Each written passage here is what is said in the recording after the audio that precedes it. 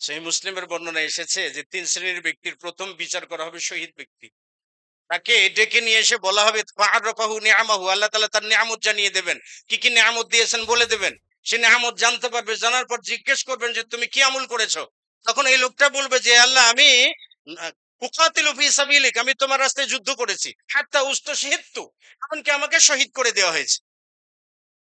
যুদ্ধ করতে করতে শহীদ হয়ে গেলাম। আল্লাহ তাআলা বলবেন কাযাবতা, মিথ্যা কথা বলেছো তুমি। কারণ তুমি আমার রাস্তায় যুদ্ধ করে শহীদ হয়েছো, যাতে তোমাকে একজন বীর যোদ্ধা বলা হয়। তো দুনিয়াতে তো খেতাব পেয়েছিলা বীর যোদ্ধা, অমুক যোদ্ধা, তমুক যোদ্ধা। আমাদের দেশে আছেন, আমাদের দেশে কিন্তু আমরা ভাতা বেশি পছন্দ করি, প্রজন্মের ভাতা।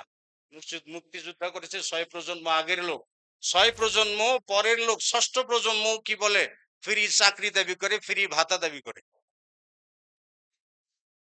হ্যাঁ, এটা আমাদের একটা রোগ, অসুস্থতা। কেন জানেন? দেশকে আলাদা করবার জন্য, দেশকে স্বাধীন করবার জন্য এরকম ভাতা খাওয়ার জন্য কি কেউ জীবন দিয়েছে? হ্যাঁ, যিনি অবদান রেখেছেন তিনি পেতে পারেন, আপত্তি নেই, তিনি পেতে পারেন, এটা সুন্নাহ। কারণ উমর বিন খাত্তাব রাদিয়াল্লাহু তাআলা আনহু হাদিয়া নিযুক্ত করেছিলেন কাদের জন্য? মুহাজির সাহাবা ইকরামগণদের জন্য। মুহাজির সাহাবা ইকরামগণদের জন্য ভাতা নির্ধারণ করেছিলেন 4000 দিনার করে। আর নিজের ছেলে আব্দুল্লাহ বিন উমরের জন্য তিনি 500 দিনার কম দিয়ে 3500 দিনার নির্ধারণ করেছিলেন। অন্যান্য মুহাজিররা আপত্তি করেছিল যে আপনার ছেলে আব্দুল্লাহর ক্ষেত্রে আপনি 500 দিনার কম দিলেন কেন? তখন উমর বিন খাত্তাব রাদিয়াল্লাহু তাআলা আনহু বলছিলেন, অন্যান্য মুহাজিররা যখন হিজরত করেছে তাদের সঙ্গে বাপ মা ছিল না।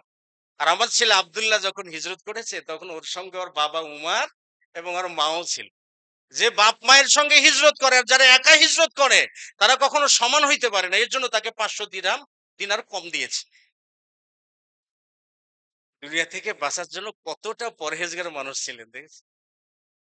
লৌকিকতা মুক্ত। আর এখন ওরে বাবা, আপনি পুরো বাংলাদেশ গিলে খাবেন, তাও মনে হয় হজম হওয়ার পরে আরো পেট ফাঁকা হয়েছে, আরো কিছু খাওয়ার দরকার আপনার। হ্যাঁ, এর অর্থ কি? মুসলিম আমরা, মসজিদেও আসি, সিজদাও করি, জুমার সলাতও পড়ি, নসিহতও শুনি। আবার বাইরে যে এই কর্মগুলো করি কেন জানেন? মসজিদের ভেতরের যতগুলা কর্ম করি সবগুলো মানুষকে দেখানোর জন্য, আল্লাহর জন্য করি না। আল্লাহর জন্য করলে এরকম হইতো না। তাহলে ওই লোকটাকে বলবে কাযাবতা, মিথ্যা কথা বলেছো।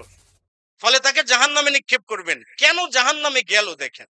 মুহাম্মদ রাসূলুল্লাহ সাল্লাল্লাহু আলাইহি ওয়াসাল্লাম বলছেন শহীদ ব্যক্তির রক্ত জমিনে পতিত হওয়ার আগেই আল্লাহ তাআলা তার সমস্ত গুনাহ মাফ করে দেন। কিন্তু এই ব্যক্তি শহীদ হয়েও কি কিয়ামতের দিন লাভবান হতে পারল? 2 নম্বর ব্যক্তি, যে ব্যক্তি কোরআন শিক্ষা করেছে, নিজে কোরআন শিখেছে, মানুষকে শিক্ষা দিয়েছে, সে ব্যক্তিকে নিয়ে আসা হবে। তাকেও আল্লাহ তাআলা জিজ্ঞেস করবেন তুমি কি করেছো, আমল কি করেছো তুমি। তখন সে বলবে যে আল্লাহ আমি তোমার জন্যই কোরআন নিজে শিখেছি, অন্যকে শিক্ষা দিয়েছি। আল্লাহ তাআলা একই কথা বলবেন কাযাবতা, তুমিও মিথ্যা কথা বলেছো। কেন?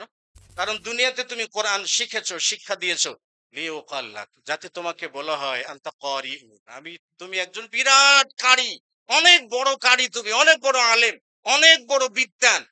তো দুনিয়াতে তো তোমাকে বিদ্বান, পণ্ডিত, কারি বলা হয়েছে, উপাধিগুলো তো দুনিয়াতে পেয়েছো, যে আখেরাতে তো তোমার জন্য আর কোনো অংশ নাই।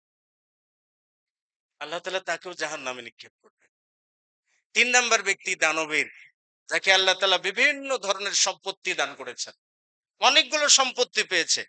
সম্পত্তি পাওয়ার পর আল্লাহ জিজ্ঞেস করবেন তাকে তুমি কি করেছো। সে ব্যক্তি বলবে কি আল্লাহ তোমার এমন কোন রাস্তা ছিল না যে রাস্তায় খরচ করা তুমি ভালোবাসো, সেই রাস্তাতে আমি খরচ করেছি। মানে দুহাত দিয়ে সম্পত্তি খরচ করে দিয়েছি আমি তোমার রাস্তায়। আল্লাহ তাআলা বলবেন কাযাবতা, মিথ্যা কথা বলেছো। কারণ তুমি আমার রাস্তায় খরচ করেছো এই জন্য যাতে তোমাকে বলা হয় যে তুমি একজন দানবীর। তো দুনিয়াতে তো দানবীর উপাধি পেয়েছো, দুনিয়াতে দানবীর উপাধি পেয়েছো, আল্লাহ রাব্বুল আলামিন তাকেও জাহান্নামে নিক্ষেপ করবেন। কারণ একটাই, প্রত্যেকটা ইবাদতের ভিতরে শহীদ ব্যক্তির শাহাদাতের ভিতরে ছিল রিয়া, লৌকিকতা। দানবীর ব্যক্তির দানের ভিতরে ছিল লৌকিকতা, রিয়া। এরপরে কি, কোরআন যিনি শিখেছেন এবং শিক্ষা দিয়েছেন তার কর্মের ভিতরেও কি ছিল? লৌকিকতা, মানুষকে দেখানো, মানুষকে আকৃষ্ট করবার জন্য। এখন বিচার করার দায়িত্ব আমাদের, আমরা মানুষকে আকৃষ্ট করার জন্য ইবাদত করি নাকি ইখলাসের সাথে একমাত্র আল্লাহ তাআলার ইবাদত করি। সেই সিদ্ধান্তটা আমাদের জন্য নিতে হবে, আমরা কিসের জন্য ইবাদত